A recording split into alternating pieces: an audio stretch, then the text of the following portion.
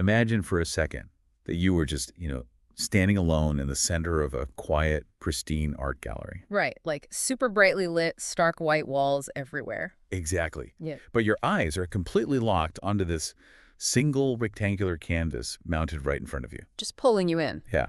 And from a few steps back, I mean, it initially just looks like this furious, swirling storm of reddish hues. Oh, it's intense. It's almost abrasive to the eyes at first It glance. really is. It's totally overwhelming. But, you don't look away. You step closer. Mm-hmm. You have to. Right. And the longer you stand there, staring into this chaotic sea of paint, this hidden narrative starts to emerge. Like a story of survival, really. Yes, Yeah. sheer visual chaos meeting this unyielding structure. It just slowly starts to make sense on the canvas. And see, that is that exact moment where abstraction stops being just like a collection of shapes, right? It starts Yeah. becoming a genuine experience. The painting is actually forcing you to actively organize the visual data it's throwing at you. Rather than letting you just passively look at a landscape or a portrait or something. Exactly. We are relying entirely on the raw elements of painting here. The texture, the color, the composition. Right, just to orient ourselves in the space. Well, our mission for today's deep dive is entirely focused on unpacking that specific experience. It's a big one. It is. We're looking at a single, strikingly powerful piece of visual art. It's Anupam Gupta painting, titled Crimson Monolith in the Ochre Tides. Such a great piece. And you actually shared this image with us, which is awesome. Yeah, thank you for sending it in. And today, we are going to decode the visual language of this piece. We really need to move past that initial shock of the color, to find the architectural and psychological story buried underneath the pigment. So, okay, let's unpack this, because Mhm. before we can even begin to understand the philosophical story these shapes are telling, we have to look at the physics of the canvas. Oh, for sure. The title gives us our two main characters, right? The monolith and the tides. But Muchu isn't giving us literal water or a literal stone structure here. No, not at all. It's all in the physical application of the paint. Exactly. We have to look at how the paint was applied to see how these characters actually behave. Because the aggressive texture is the very first thing that hits the eye. I mean, looking at the background, the ochre tides, the artist's use of impasto it's wildly aggressive. It's so thick. Incredibly thick. But then it looks violently scraped and gouged. Yeah, almost like this sort of geological time lapse, Totally. The scraping is doing so much structural work. It really is. Because, well, when you apply impasto that thickly, the paint cures at different rates. Wait, really? Like it dries unevenly? Yeah, exactly. So the surface skin might be dry to the touch, right? Yeah. But the layers underneath are still wet and pliable. Oh, wow. So by dragging a stiff palette knife or maybe a scraper across that partially cured surface, the artist is essentially excavating the painting. Excavating it. I love that word for this. Right. They are tearing through the dry skin to drag the wet pigment out. Which creates those deeply entrenched, multi-directional lines everywhere. Exactly. It creates this visual history of friction. Looking at the periphery of the canvas, it honestly reminds me of the act of taking a heavy metal scraper and peeling back decades of stubborn wallpaper. Oh, yeah. Like in an old historic house or something. Yes. Yeah. You aren't just removing a layer, you are violently exposing a hidden, messy history underneath. You can physically see the artist's exertion in those gouges. It's visceral. It really is. But I have to push back here for a second. Okay, go for it. I'm putting myself in the shoes of a gallery skeptic here. Fair enough. When we look at a canvas that is this heavily scraped, layered, and, well, chaotic, is it actually intentional design? You mean, did they plan it? Yeah. Or is this just the inherent messy nature of abstract expressionism? I mean, it's easy to look at those frantic gouge marks and assume the artist is just furiously throwing paint at a canvas. Just letting the physics of the scraper do all the work. Exactly. Rather than meticulously engineering a specific texture. Is it an accident? Well, I mean, that skepticism makes complete sense, especially when looking at kinetic art. Right. But if you draw your eye away from those chaotic edges and focus on the very center of the painting, the argument for pure chaotic accident just completely falls apart. Because of the timing. Exactly. The artist has to wait for highly specific curing stages of the impasto to achieve these effects. Otherwise, it would just turn into a muddy, blended mess, wouldn't it? Oh, 100%. The scraped lines in the ochre background are very deliberate choices meant to evoke turbulent energy. But they only work because of what they are juxtaposed against. Right, the monolith. Yeah, the center. What's fascinating here is how the artist manages cognitive load. Cognitive load, what do you mean by that? Well, if the entire canvas was that violently scraped texture, our brains would eventually just tune it out as background noise. Oh, like when a room is too cluttered, you just stop seeing the individual item. Exactly. But Muchu interrupts that noise. With the crimson block. Yes. With this untextured, flat, unapologetic solidity of the central crimson figure. The contrast is so jarring when you really look at it. It is. You have a periphery that is entirely defined by movement and erosion, right? Yeah. And it's surrounding a center that is completely static. It's totally removed from all the clawing and scraping happening around it. So the physical texture provides the mechanics of the battle. Exactly. But, without this highly specific color palette, that texture is really just blind movement. Right. It wouldn't have any direction. The specific wavelengths of light the artist chose are what give this physical violence a target. Oh, that's a great way to put it. And there are essentially 4 distinct colors dominating this image, right? We've got ochre, crimson, white, and black. The big 4. And they are interacting in a way that basically hijacks our optical nerves. It really does. It's physiological. Let's start with the background, the ochres and those earthy reds that make up these turbulent tides. So ochre is actually one of the oldest pigments used by humanity. Oh, really? Yeah. It's heavily derived from clay and iron oxide. Chemically and historically, it literally represents Earth. Okay, that makes sense. But the artist has manipulated the color temperature here, right? Completely. By presenting this muddy, earthy pigment in a swirling, scraped, multi-directional pattern, it triggers this massive cognitive dissonance. Because Earth is supposed to be our foundation. Exactly. It's supposed to be solid and safe. So seeing it behave like a flood or like a violent mudslide, Yeah. it feels inherently suffocating. Suffocating is the perfect word. It's terrifying on a primal level. And piercing straight through that muddy, suffocating flood is the bold, solid, incredibly saturated red of the central rectangular block. The crimson monolith. The crimson monolith. And the way that crimson jumps off the canvas isn't just some clever artistic illusion, is it? No, it's actually a physiological response. Right, because red light has the longest wavelength in the visible spectrum. Yeah, physics comes into play here. It literally focuses behind the retina, which forces the lens of the human eye to grow slightly more convex just to pull it forward. Which is wild to think about. Your eye is literally flexing. Yeah.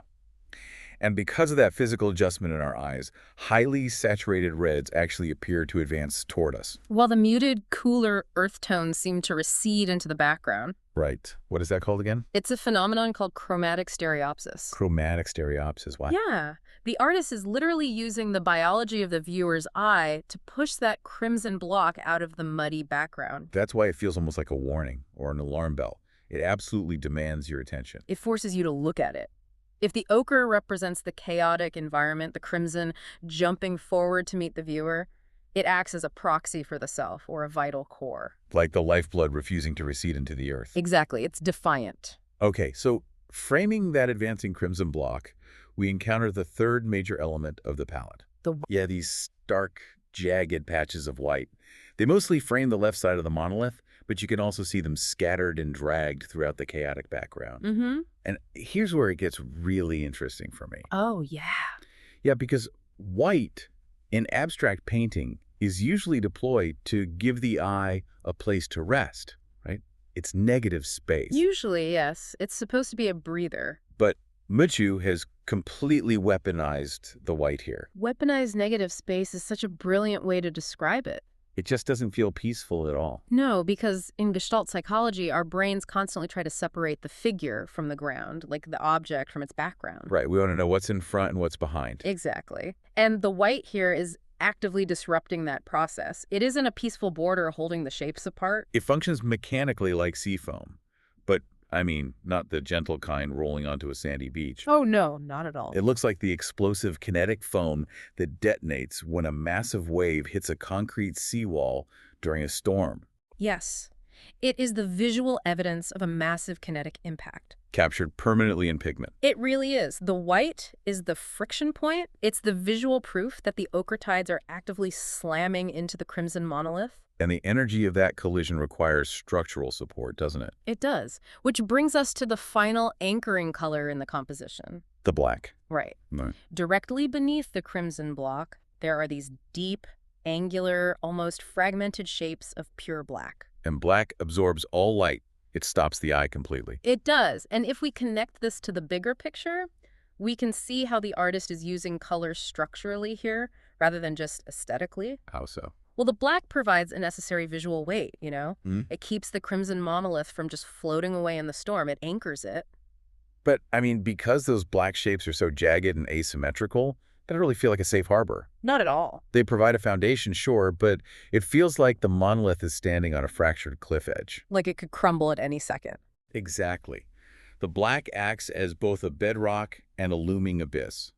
It introduces this massive sense of precariousness to the entire structure. It grounds the lifeblood of the crimson, but it actively denies the viewer any guarantee of safety. It's so unsettling. It is. The artist gives us the monolith, but immediately undercuts its stability with that fragmented black void. Wow. Okay, so we've decoded the physical excavation of the paint, right?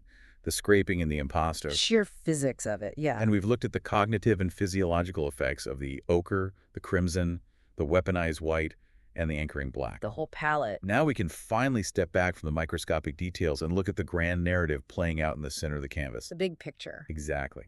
This is a massive philosophical standoff. We are looking at a high-stakes visual drama built entirely without recognizable faces or figures. Which is so hard to pull off. It really is. The artist relies on our brain's innate desire for order, right? Our tendency toward pareidolia. Where we desperately try to find structure in chaos. Exactly. We try to see faces in clouds or structures in paint, and Mucci uses that to make us genuinely care about a geometric shape. Looking at the composition, we have this rigid, geometric crimson monolith positioned in the upper center of the frame. It's blocky, it's defiant, and it's projecting forward. And it is completely besieged by the swirling ochre tides. It's surrounded. But the crucial detail that creates the tension lies in the borders of the monolith. Yes, the edges. And they are not taped off. They aren't these pristine, sharp, ruler straight lines. The edges are compromised. Highly compromised. The white and the ochre are actively encroaching on the red territory.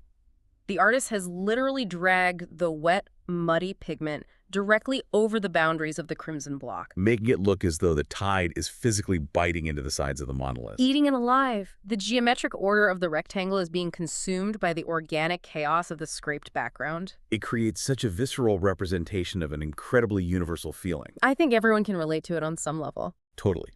It is the ultimate visual translation of an immovable object meeting an unstoppable force. It perfectly captures the psychological weight of trying to maintain your core identity, you know. Yeah, your strict boundaries. Right. Maintaining those boundaries in a world of constant, unpredictable, and highly abrasive change. And the painting forces the viewer to sit with that abrasive tension without ever offering a resolution. None at all. It is a literal freeze frame of an ongoing battle. So what does this all mean? Wow. I mean, when we are standing in that gallery, absorbing the chromatic stereopsis of the red, the violent impasto of the earth tones, and the jagged erosion of the edges, what is the ultimate emotional takeaway here?